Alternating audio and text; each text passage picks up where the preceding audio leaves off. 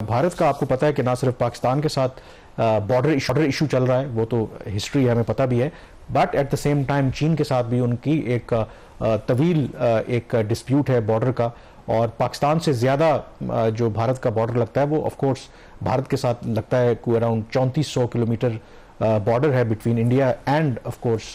China. और उसे वो लाइन ऑफ एक्चुअल कंट्रोल कहते हैं, मीन के कोई क्लैरिटी नहीं है कौन सा एरिया किस मुल्क के साथ है। और इसी वजह से 1962 में जंग भी हुई दोनों मुल्कों के दरमियान, जिसमें भारत को बहुत बुरी तरह शिकस्त हुई। जो हालिया जो तनाज़ा है वो हमें 2020 में जून गालवान जो वैली है लद्दाख के एरिया में, वहाँ पर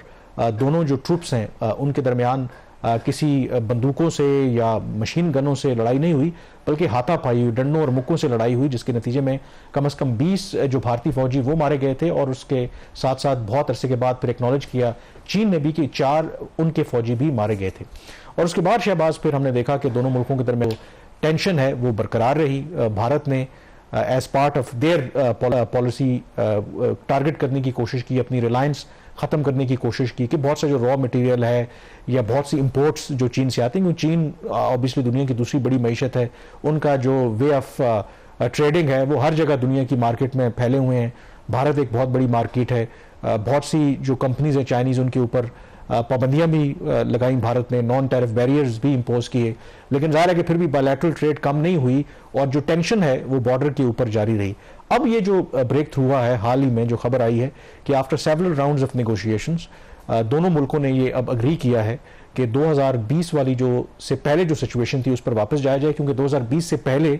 दोनों जो ममालिक के फौजी थे, बॉर्डर सिक्योरिटी फोर्सेस थे, वो पेट्रोलिंग किया करते थे। ज्वाइंट होती थी या अपनी अपनी साइड पर वो पेट्रोलिंग किया करते थे, और लेकिन डिप्लॉयमेंट नहीं होती थी, डिप्लॉयमेंट नहीं थी, पेट्रोलिंग किया करते थे। लेकिन जब ये गालवान वैली वाला वाकया पेश आया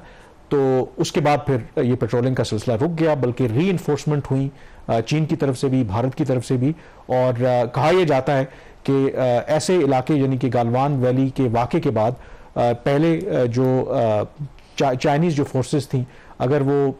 उनका एरिया पीछे था तो वो जो इंडियन जो टेरिटरी थी इवन वहाँ तक वो पहुँच गए थे। तो अब इन्होंने कहा है कि जो 2 एरियाज आइडेंटिफाई भी किए गए हैं वहाँ से इस महीने के आखिर तक डिसएंगेजमेंट होगी पहले, और फिर रिज्यूम हो जाएगा दोनों के दरमियान जो 2020 से पहले जो पेट्रोलिंग हुआ करती थी बॉर्डर। तो ये जो पोजीशन थी, जो लैंड की ऑक्यूपेशन थी, या जो चाइनीज आगे थे जो लाइन ऑफ एक्चुअल कंट्रोल से, वो क्या उससे पीछे जाएंगे या वो जो पोजीशन है वही मेंटेन रखेंगे? देखिए, इसके हवाले से क्लैरिटी नहीं है कि क्योंकि चीन जब भी ये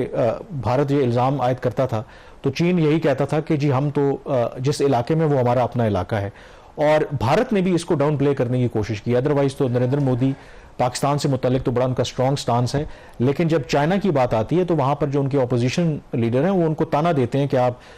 वो 56 इंच की जो कहते हैं कि छाती है उस तरह से मुकाबला करते हैं। लेकिन जो चीन है, जो भारतीय क्रिटिक्स भी कहते हैं कि 2020 के बाद भारत के इलाकों में बैठा हुआ है, लेकिन आपने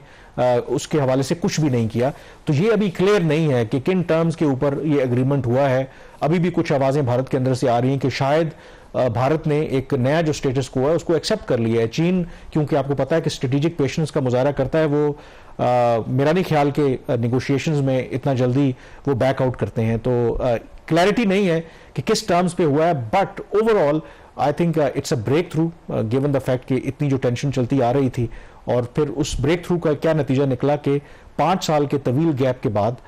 जो रशिया में ब्रिक्स की समिट हुई तो उसकी साइड लाइन्स के ऊपर प्रेसिडेंट शी और भारत के प्राइम मिनिस्टर के दरमियान पहली बायलैटरल मीटिंग खबर इसमें जो हमारा LOC के ऊपर एक सीज फायर हुआ था भारत के साथ, वो आफ्टर दिस इंसिडेंट हुआ था 2020 में गालबन ये हुआ था वाकया चीन वाला, और 2021 में हमारा सीज फायर हुआ था, if my dates are not wrong. तो उस वक्त एक परसेप्शन था, ये बात कही जाती थी, क्योंकि जो भारत है वो दोनों साइड से सैंडविच हो गया है between India, between Pakistan and China, वो जो ट्रू फ्रंट सिचुएशन थी। तो अब अगर वहां से प्रेशर ईज होता है उसका लाइन ऑफ एक्चुअल कंट्रोल वाली साइड से, तो क्या इसका कोई पॉजिटिव या कोई नेगेटिव इंपैक्ट आ सकता है लाइन ऑफ कंट्रोल के ऊपर? देखिए, जो लाइन ऑफ कंट्रोल की जहां तक बात है, बल्कि बिल्कुल आपने सही कहा कि फरवरी 2021 में because of back channel diplomacy जो चल रही थी, उसके बाद अचानक से एक स्टेटमेंट आया दोनों तरफ से simultaneously, joint statement after many years, कि दोनों मुल्कों ने एग्री किया है कि रिन्यू करें सीज फायर को। अब उसके हवाले से जो मेरी भारत में कई जो जर्नलिस्ट हैं उस वक्त भी बात हुई, उन्होंने जो इंडियन आर्मी चीफ थे उस वक्त के,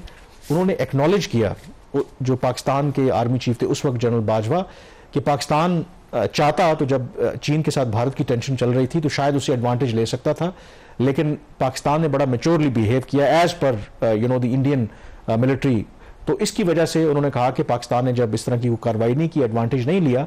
तो फिर ये सीज फायर भी हुई, उससे इंडिया को फायदा हुआ। अब इसके बारे में डिबेट हो सकती है कि हम आखिर इतने जेनरस क्यों हैं। कुछ लोगों का ख्याल है कि वो एक ऐसा सीबीएम था जिसके बाद फिर मामलात आगे बढ़ने थे, लेकिन वो फिर मामलात आगे ना बढ़ सके। ये इंपॉर्टेंट चेंजेस हैं गिवन के खित्ते के अंदर जो इतनी कशीदगी रही, टेंशन रही। अब चीन और भारत के दरमियान जो टेंशन कम हुई हैं, फिर भारत के वज़ीर ख़ारजा का SCO के मौके के ऊपर पाकिस्तान का दौरा, और वो दौरा बगैर किसी मिस ऐप के हो जाना, अगेन वो भी रिफ्लेक्ट करता है कि शायद एक रिकोलैबोरेशन हो रही है खित्ते के अंदर, और ख़ास करके भारत की जो हिकमत अमली है अपने नेबर्स को लेकर के। तो देखते हैं कि फर्दर इसकी आउटकम क्या निकलती है, क्योंकि एक बात याद रखने की है कि ये एक टेम्पररी जो ऑब्वियसली रिलीफ ज़रूर आया है, टेंशन कम हुई है चीन और भारत के दरमियान, लेकिन जो एक्चुअल दोनों मुल्कों के दरमियान क्लेम्स और काउंटर क्लेम्स हैं टेरिटरी के, वो आज भी अपनी जगह पे मौजूद हैं, यानी कि जो असल डिस्प्यूट है वो अभी तक हल नहीं हुआ।